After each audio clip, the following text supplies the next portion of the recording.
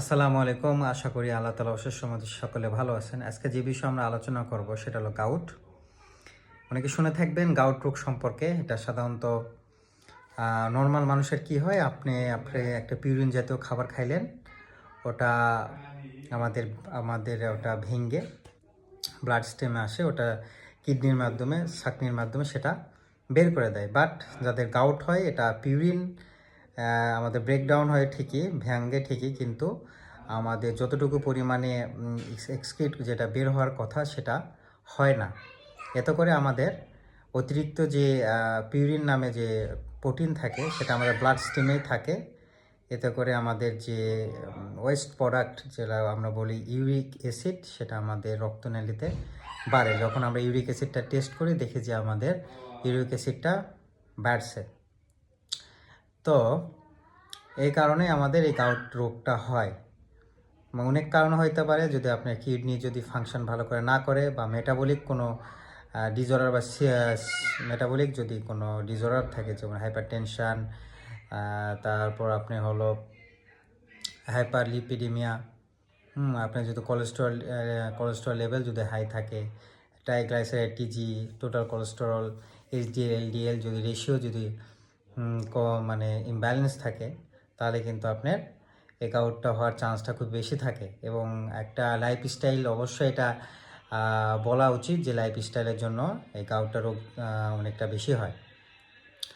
আর gout রোগটা আরও বাড়ার সম্ভাবনা আছে যারা বেভারেজ, অর্থাৎ মিষ্টি জাতীয় যে ফান্টা, কোক, ফান্টা, বিভিন্ন ধরনের যে সফট ড্রিঙ্কস খায়, তাদের কিন্তু গাউটে অ্যাটাক হওয়ার সম্ভাবনা খুবই খুবই বেশি। বডিতে কারো যদি ইনফ্লেমেশন থাকে, গাউটটা হওয়ার সম্ভাবনা আরও থাকে। আর ইউরিক অ্যাসিড লং টাইম যাদের থাকে, তাদের কিন্তু কিডনিতে স্টোন হওয়ার সম্ভাবনা খুবই বেশি। কারণ ইউরিক অ্যাসিডের জন্য কিন্তু আমাদের কিডনির নালিতে কিন্তু স্টোন বা পাথর হওয়ার সম্ভাবনা খুবই বেশি থাকে। তো অবশ্যই তাহলে বুঝতে পারতেছেন, এটা one type of gout, one type of arthritis. এটা এক ধরনের একটা বাত রোগ। এই লং প্রসেস একটা ট্রিটমেন্ট এবং নিয়ম কানুনের মাধ্যমে এটা নিয়ন্ত্রণ করতে হয়। এটা যদি লং টাইম থাকে, তাহলে অবশ্যই আপনার বুঝতে হবে আপনার বডিতে অন্য কোনো রোগ বাসা বাঁধতে পারে। যেমন কী কী হইতে পারে: হাইপার টেনশন, প্রেশার হইতে পারে, ডায়াবেটিস হইতে পারে, আপনি কোলেস্টেরল হাই পাবে, ঠিক আছে? এগুলো রোগবাল হওয়ার চান্সটা খুবই বেশি থাকে। তো অবশ্যই ইউরিক অ্যাসিডটা আমাদের নিয়ন্ত্রণ রাখতে হবে নিয়মকানুনের মাধ্যমে। কিছু খাবার অনেকে সাজেস্ট করে, যেসব খাবার হাই পিউরিন খাবার আছে, তো আমাদের বডি পিউরিনটা ভেঙে যতটুকু বের হওয়ার কথা কিডনি, সেটা করতে পারতেছে না। এই জন্য আমাদের রক্তনালীতে ওটা থাকতেছে। এই জন্য হাই পিউরিন জাতীয় খাবার যতটা সম্ভব আমরা অ্যাভয়েড করতে হবে। যেমন সামুদ্রিক যত ধরনের মাছ বা খাবার আছে, যেমন অনেকে কাঁকড়া খায়, চিংড়ি খায়, স্যালমন যে মাছ আছে, এসব অ্যাভয়েড করা উত্তম। এবং মডারেট যেগুলো খাবার, অনেকে যে বলে যে গরুর মাংস, ছাগলের মাংস, তারপর আপনার কিছু শাকসবজি জানেন, ফুলকপি, বাঁধাকপি, পালং শাক, এগুলো যতটা সম্ভব অ্যাভয়েড করতে হবে। এবং অবশ্যই ওজনটা একটা বিগ ফ্যাক্টর। তো ওজনকে আমরা অবশ্যই নিয়ন্ত্রণ করব। যে কোনো রোগের জন্য আমাদের ওয়েট গেইনটা, ওবিসিটি, এটা খুবই খুবই একটা ইফেক্ট করে সকল রোগের জন্য। আর কিছু খাবার আমাদের এটা খুবই বেনিফিশিয়াল, যেমন অ্যান্টিঅক্সিডেন্ট, তার ভিটামিন সি সমৃদ্ধ খাবার খুবই খুবই এখানে ইমপ্রুভ করবে আমাদের বডিকে।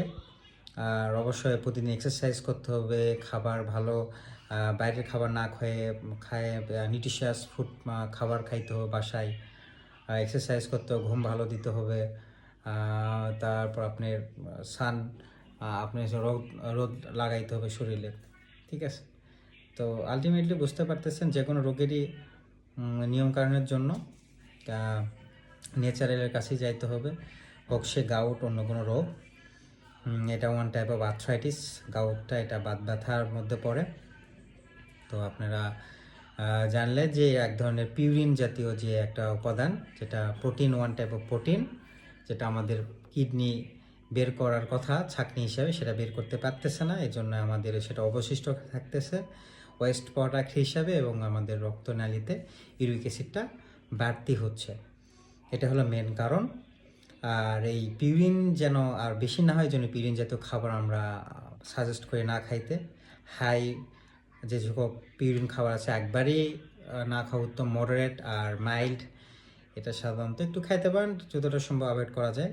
আর যে লাইফস্টাইল মডিফিকেশান বললাম, যদি ওজন বাড়তি কারো থাকে কমাইতে হবে। ঘুম, গুড স্লিপ, ডিপ স্লিপ বা ঘুমের কোয়ালিটি ভালো আনতে হবে। এক্সারসাইজ করতে হবে, রোদে শরীরে রোদ ঠেকাইতে হবে, ঠিক আছে। মেডিটেশান করতে হবে, এই তো এগুলোই সব। আর কিছু কিছু খাবার যে সফট ড্রিঙ্কস, যে ফাস্ট ফুড, জাঙ্ক ফুড, এসব যতটা সম্ভব অ্যাভয়েড করবেন। আপনার জন্য মঙ্গল, পরিবারের জন্য মঙ্গল। আপনি যদি সুস্থ থাকেন, আপনার পরিবার সুখী, সকলে সুখী। আপনি যদি অসুস্থ হন বাড়ির কর্তা, তাহলে অবশ্যই আপনি কিন্তু বুঝতে হবে সকলেই কিন্তু দুশ্চিন্তায় পড়বে এবং ভবিষ্যতে আপনার পরিবারটা ধ্বংসের মুখে যাবে। তো আশা করি আমার এই মেসেজটা সকলে ভালোভাবে নেবেন এবং পরিবারের প্রতি সকলে ভালোবাসা এবং সকলে সুস্থ থাকবেন নিজ নিজ পরিবার নিয়ে, এবং আমার জন্য দোয়া রাখবেন। ভালো থাকবেন, সুস্থ থাকবেন। আসসালামু আলাইকুম।